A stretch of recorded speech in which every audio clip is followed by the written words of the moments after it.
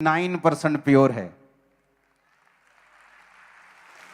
और जितने sulphur Indonesia से, वोल्केनो से, ज्वालामुखियों से निकलती है, वो 40 से 60% प्योर होती है। पूरी दुनिया में ऐसी कोई जगह नहीं जहां 100% प्योर सल्फर हो, सिर्फ सदोम और अमोरा के पास वो मिलती है।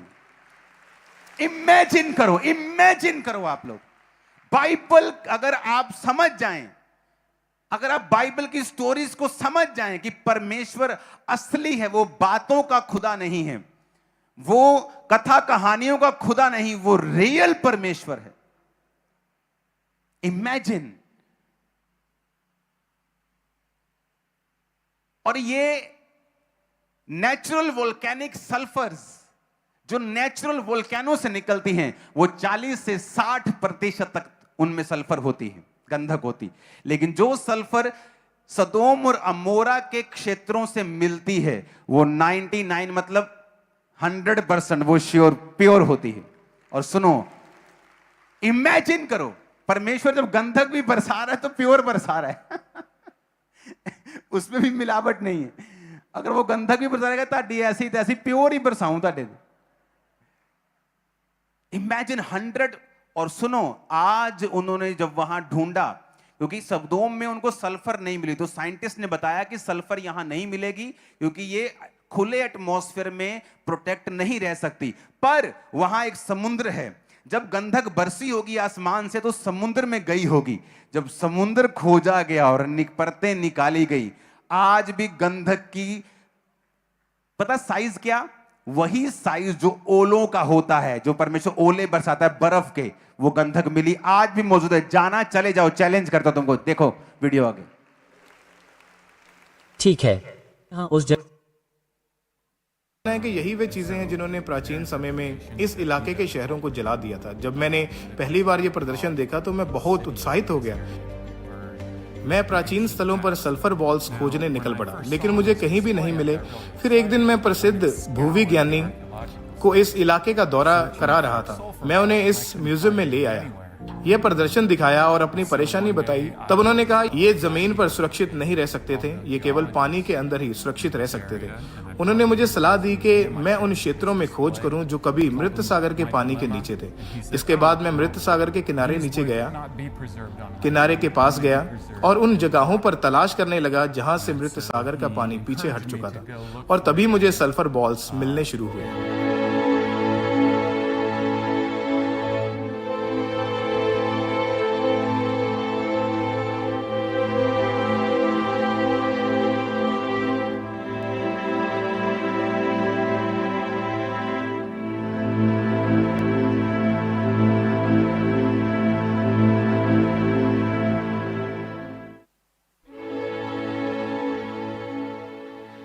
ताकि आपको अंदाजा हो सके कि यहाँ कितनी मात्रा में सल्फर बॉल्स मौजूद हैं। तो ये एक सल्फर बॉल है।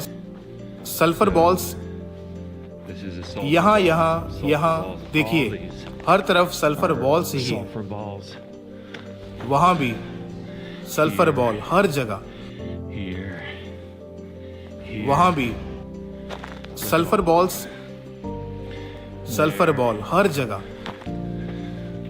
सल्फर बॉल्स, वहां भी सल्फर बॉल हर जगह।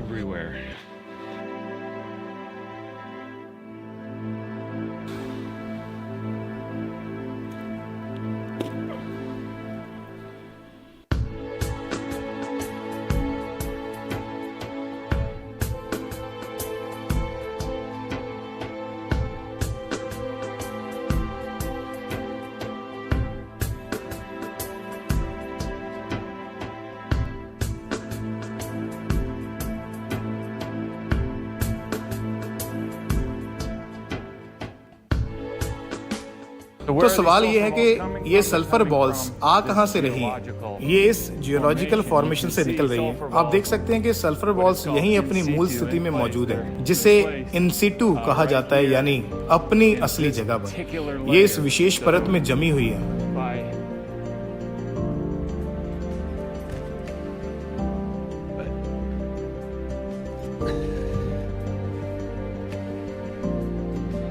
तो तो हो क्या रहा है? समय के साथ ये इस परत से टूटकर बाहर निकल रही है और फिर बारिश के पानी के साथ इन घाटियों में बहकर आ जाती है। इस तरह ये पूरी परत जो बहुत दूर तक फैली हुई है इन सल्फर बॉल्स को अपने अंदर सुरक्षित रखे हुए है। यही इनका स्रोत है।